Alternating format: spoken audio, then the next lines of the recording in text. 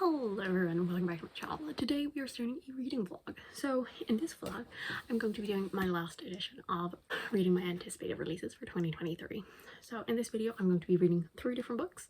So let's just quickly go through them. So the first book that I'm going to read is Systems Collapse by Martha Wells. It is book number 7 in the series. This is the first one, All Systems Red. So this series follows a murder bot who has hacked its governor module, which means it's no longer under the company control and is basically free to do whatever it wants. But instead of,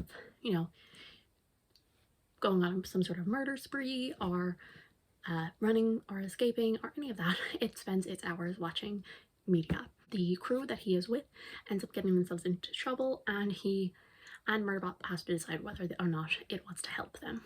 And I really love the series, and as I said, this is the 7th book. It is technically a full-length novel, but it is only, I think, 250-ish pages. It takes place directly after the events of the other full-length novel. So with that is the 5th book, Network Effect. The next book that I'm going to read is going to be The Hunting Moon by Susan Dennard. So this is again another sequel. So The Hunting Moon, this is the sequel to The Luminaries by Susan Dennard, and this series follows Winnie Wednesday, and she used to be part of the Luminaries, but her family has been basically exiled because of something that her father has done, and so she has spent the past however many years just waiting for the day when she would turn 16 so she could take the trials to become a luminary and kind of regain her family's honor. And the last book that I'm going to read is this, The Waking of Angantyr by Marie Brennan, and this is a story that is like Norse inspired, and it follows a bondsmaid called Herver, and she can hear ghosts, and this is looked down upon as being extremely unlucky and cursed. And when someone tries to hurt her, she discovers that she is a berserker and then kills him, and then she has to flee, and while she flees she decides to set off on a quest to finally silence these ghosts that have been haunting her for years. Let's just get the first one out of the way with, because I've already read System Collapse. I got a little ahead of myself. Listen, the day it came out, I wanted to read it immediately, but it was the day of my graduation, so I had literally no time. So then the next day I was with family for a good bit of the day. I came home, I immediately read the entire thing. It was only like a 6-hour audiobook. I listened on 2 times speed. So it didn't take that long, but I read it all. And so I'm giving it a 5-star, but I do think it is one of my least favorite in the series. I would probably say my favorites are definitely the first one and the 4th one. I think they are the strongest. I'm at the point where I just love the characters and Murderbot so much that like it's kind of an automatic 5-star. Yeah. Carry on directly from the 5th book, which is the full-length novel. And I think something that I appreciate that Martha Wells is doing is she realizes, I think, how the potential this series has to be extremely repetitive. The first 4, I always say that they kind of make up one arc, and all of them have pretty similar plots, but like there's one overarching plot. In the 5th, 6th, and 7th ones, she's really kind of gone out of her way to try and make it not repetitive, and I do appreciate that, because so like obviously the 5th one is a much longer story, because of the fact it is a much longer story, you get a lot more like development out of the plot, and so as I said, it's a bit of a different twist on it. Then the 6th one is nearly more like a murder mystery book, and so in this one it's different because Murderbot has gone through some sort of, in between the 5th book and this book, something has happened, and at the start of the book we don't know what it is. And so throughout the story there's just bits that are redacted, and so it's definitely like a fun storytelling device. I'm wondering what has happened, and I feel like this one, it is a pretty direct sequel. It deals with a lot of the aftermath of the 5th book, and I really enjoy the exploration of like Murderbot becoming more and more like human, and I overall did really enjoy this. So yes, so I give it 5 stars, and I just love Murderbot. So yes. So I think up next is going to be Hunting Moon. Okay, so we're doing my 50-ish% of the way through update of Hunting Moon by Susan Dennard. So I'm actually maybe closer to 60%, but oh well. And I'm really enjoying this, like a lot more than the first book. And like I mean, yes, I did have different expectations going into this, because the first book, to me, it was tropey, it was fun, it wasn't very serious, like it's pretty predictable, and like a lot of that is still true about this, but there's something about it that is just I read it at the first book at a good time. Like, I was kind of in a bit of a slump. I was really stressed because of college and like my final project and all of that, and I just finally had some time to myself, and I just binged the entire thing because like it was like 300 and whatever pages. It was quick and fun, and I just read it all within a couple of hours, and I just like needed it at that moment, and so I gave it a 4 stars. But it was kind of like, objectively, I don't know if this is a 4 star and if like maybe more of a 3 star, but I am growing out of YA. I've said this multiple times. And then this one, like, it still managed to keep that kind of like tropey fun, and like I've genuinely like laughed at some things that have happened in here. Like, it still managed to keep that like fun element, while also it's dealing with a lot heavier topics and having some like really interesting discussions, which I like really appreciate. And it just, I guess I didn't expect it, and I'm pleasantly surprised. So basically a lot of it is Winnie dealing with the like trauma of the first book, and she feels like such an outcast, even more so than when she was an actual outcast, because now she is supposed to be one of those, but she feels so wrong because they're all able to get over these terrible things that happen. Monsters exist, bad things happen, people get killed, people get hurt, and Winnie is just not able to put that to the side. It is on her mind the entire time, and I think it's leading to really interesting discussions, obviously, about her own feelings and to process all of this stuff, as well as like kind of like really like diving into the fact that this town, very cultish. The mindset that they have is just like so unhealthy, and for so long she has wanted to be a part of this again, and now that she is there, she is kind of being like, really is not what it's cracked up to be. And as I said, I do still think that some of the stuff in here is very predictable. Like, there's like 2 plot points that I would say tied into the first book that you're like, well, of course this is what's happening. But like, I don't hate, like, it's fine to me. I didn't expect to enjoy this so much, but I really am. So I finished, and I'm gonna give it a 4 star, which I give the first book 4 star. This one is a higher 4 star though. Obviously I haven't actually gone through my Notion page to know, you know, where exactly it's fitting in on the 4 star, but I feel like it's like a mid range. But I really enjoyed this. I don't think I have too much to add onto what I said already. Kept those like fun, lighthearted, you know, tropey times that I really enjoyed about the first book, that made it such a quick and easy and like slump defeating read. It kept those moments while also really developing so much more. We really got more about Winnie, her headspace, the feelings that she's had losing friends and family, and that love-hate relationship she has with other people in her life. And like, we really get to see kind of all of that and how it has really affected her, which I feel like we don't really get in the first book. Like, it's just like, in the first book, it's near like we're just like one of the people of the town nearly, because it's like we kind of just accept it. Yep, this is the way this town works. And in this book, Winnie is really questioning, why is it that it's this way? And with that, you are also questioning it. We're developing this. We're developing, obviously, her feelings on it. She has gotten everything she wanted, but some ways she kind of just wants things to go back to normal. And I really enjoy that. I also really like that we got a bit more development of Jay's character. I would still like a bit more, but I feel like we were really gonna get more in the third book. And I mean, I know we all complain, why does every YA fantasy need a romance? But I mean, it's cute, okay? It's cute. What can I say? I'm really excited actually now to read the third book, which I don't know when that's going to happen, because I think Witchlight is the next focus, and then into book 3 of this. But yeah, I had a good time. And so next up, I think it's gonna be Marie Brennan. Hi, so it's been a little while since I've talked in this one.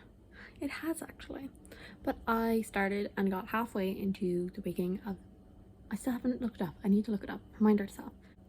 And if we're being 100% honest, do I know what this book is about, despite the fact I'm halfway in? No, which is a problem. I don't know, like, the thing is, I think Marie Brennan has a very easy writing style to read. Like, and like, I don't mean that as like a slight. And no matter what she's writing, I think it's easy to read. Like, even in like The Mask of Mirrors, which I know she co-wrote, there's complicated elements of that story. There's a lot of complicated elements of that story, but even then it's still easy to read. Like, yeah, the world building you have to think about more, but you can't say that it's like difficult to read. And that is the same with this. There is definitely like, there's a lot of terminology and like Norse mythology, Vikings, all of this kind of stuff. A lot of that is being mentioned, and like, you know, some of the words you're like, I've never heard this before or whatever. And so there's a lot of like new information being thrown at you. But like, I read like 250 pages of it in a couple of hours, like I'd say maybe 4-ish. And like, even then, like, that was with me like taking breaks and stuff. So it is a quick read, and it is intriguing. Like, I'm not bored or anything. It's just, I'm not gripped by it, you know? Like, I haven't once thought of being like, you know, I don't care to like not know where the story is going. Like, I do want to know where this is going, because we're getting introduced to like characters in the past and like possible connections between our main character and them. But there is like a lot of stuff that I don't care about. I thought like the synopsis is very vague, and it's not about like she hears ghosts and she goes to kind of like try and find and solve the ghosts, and I thought that would be a much bigger element than it is. Honestly, it hasn't really, like, the ghosts, I think only now we're really getting to that part, and the magic system, like, there's just not that much of it, which I thought there would be more. So I think that's kind of where my main disappointment is. And then I just don't really love the characters. There's been like a couple of different like casts as our character is moving through the years and stuff, but none of them I really like, you know, grasped onto and been like, oh my god, these characters.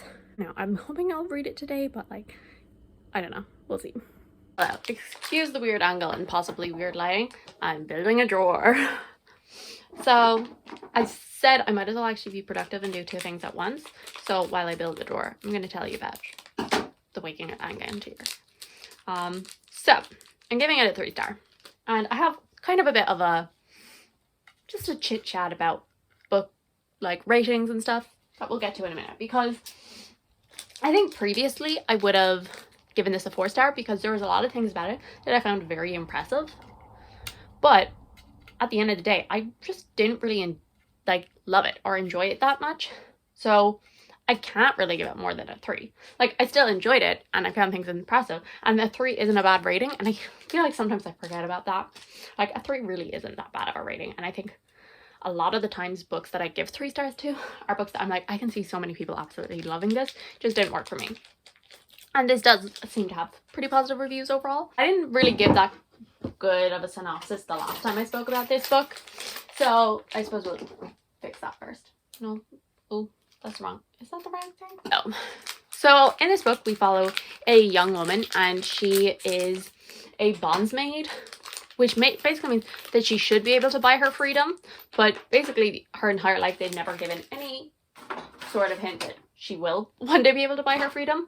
People in her town don't really like her because she can hear ghosts, which means that she, you know, and so like there's a lot of superstitions around that. And so she flees. She then gets involved in pirates, and then she gets involved in kind of like nobility, and she kind of just she kind of dresses as a man and pretends to be a warrior, and then this is all leading to her quest to try and silence these ghosts that have been haunting her for years.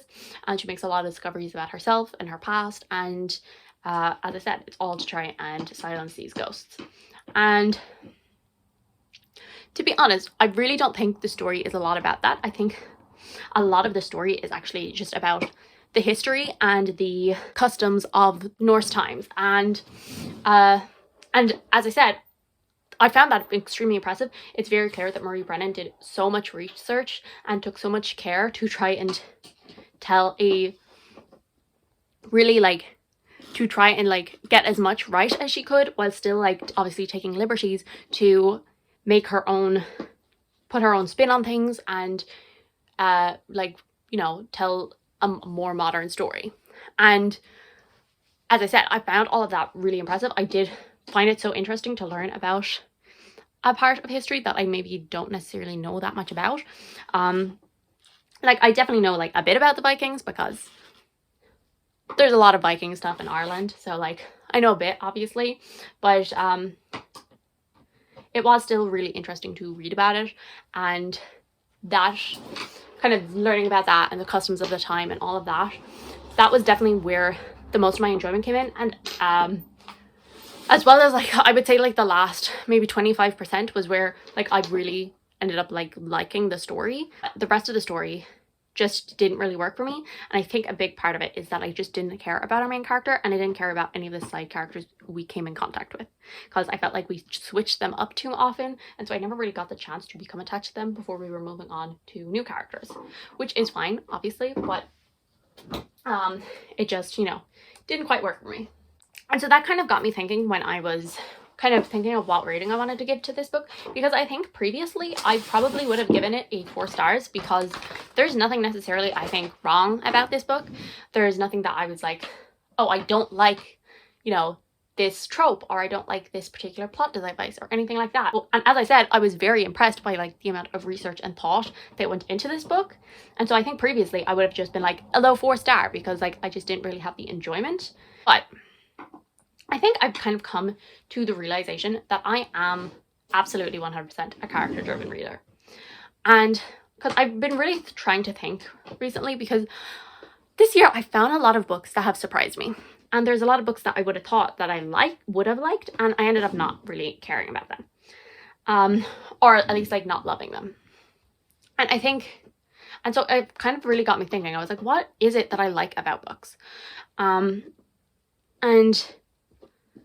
I think for the longest time, when I, not necessarily when I first got into reading, because I've always been a reader, it's just like, I would say I read so much as a child until I was maybe like 12, 13. And then I still continued to read, but like when I was really young, I always read from my library, and my library has a really decent kids section. It still does. It's a really small library though. And I swear the YA section is probably that big. I probably have more YA books than my library does. And so when I actually got to a teen, I was either still reading kids books, which, you know, weren't really that engaging to me. Like I was still reading a lot of like, you know, middle grade books, I would suppose. And then I discovered Cassandra Clare. And I would say from 13 till about 16, basically my entire reading was like a little bit of like middle grade, like from authors that I had like grown up loving. Like just rereading Cassandra Clare constantly, and then like 1 or 2 new series. So like maybe like The Hunger Games or Divergent or like Harry Potter or whatever. And then when I was about 16, I discovered Bookstagram and really started to like expand my tastes. And like when I was a teen, I would say until I was about 18, let's say 19, I was 100% a character-driven reader. I was like, and I knew it. I was like, I do not care if like about anything else, except if I love the characters, I will be like, I love this book, favorite book. And that is the way, that's just the way I work. And because I think and also because of the fact I was like expanding my reading, I was kind of like, you know, oh, maybe I'm not a character-driven reader anymore. And so like for the past like 3 years, I've been like, oh, I'm like 50% character-driven reader, and then like, I don't know, like 25% world building, and then like the rest is like the writing and plot. Like 70% character, then like, I don't know, 20% world, and then like the rest is like writing and plot. Like, because the truth is, like, a book's not gonna have 5 stars if I don't love the characters, or like don't care about them, or don't feel or understand or something like that. So like I don't care about the characters, and like nothing else is amazing enough for me to give it a 4 stars. Like maybe if like the world building really blew me away, or the plot really, really engaged me, then I might give it a 4 stars. But like they were good. I liked those, and then the characters were like meh to me, and so it was a 3 star. And so I feel like that's kind of the way my rating is going. And like I didn't even realize I was doing it until like I kind of stopped and thought about it. And because like I really struggled, because I was like, I've had a really good reading year. I've given so many 4 stars. I've had a good few 5 stars. And I've been trying to figure out what the hell is it actually that I like in books, in fantasy books, because everyone's always trying to find their taste. And I've kind of partially given up. But the truth is, like, because like I got surprised by some books this year, like Small Miracles, basically actually all of Olivia Atwater's books, you could say, have surprised me this year. Because I wouldn't have thought they would be my thing, but I really did, because I really love the characters, and so I really love those books. And so I was like, maybe I am a cozy fantasy person. But then, like, I read a load of other cozy fantasies, and all of them like got maximum 3 stars, and it's because I didn't care about the characters. Anyway, and I think for the longest time I was resistant to like label myself as a character-driven reader, because I think I was afraid that it would make me a lesser fantasy reader. Because the thing is, a lot of the time, the books that I read, majority of them are written by women. The majority of the fantasy I read is written by women, and that's because a lot of the time I find the most captivating characters to be written by women. I know that like for a long time, fantasy, you know, was kind of thought of as like, you know, it's kind of like the men's genre. And I don't know, maybe it was just like because of the people I followed, the people I surround myself with, the people I follow, like the people they follow, like so many of them are women. And it really made me like, I think it kind of sometimes had me forget about the fact that still there's a lot of misogyny in the fantasy space. And I think that is like part of like nearly my own internal, because it's like, oh, if I care about the fantasy, that makes me like such a like woman reader. If I only care about the characters, like that I don't care about like all of the other important stuff, you know?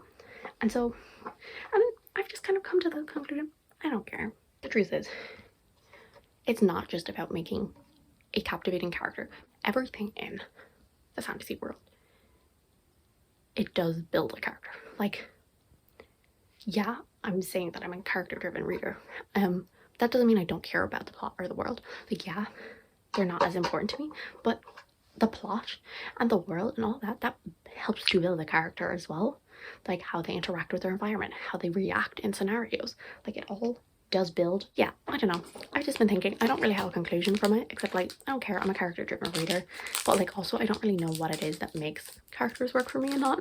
There was supposed to be 4 books in this. I was also supposed to read The Witch Would Not by Olivia Atwater, but I'm not going to be able to read that in this video, which is sad, but it just, I don't have the time for it, and I want the paperback and all of that, and so like waiting for it to ship and all of that, it's just not going to happen in this video, but hopefully it'll happen soon. I would like to read it before the end of the year, but I don't think, I'm not sure will I have time. Yeah, so thank you guys so much for watching. I do hope you enjoyed. If you did, subscribe, and I will see you all in the next one. Bye.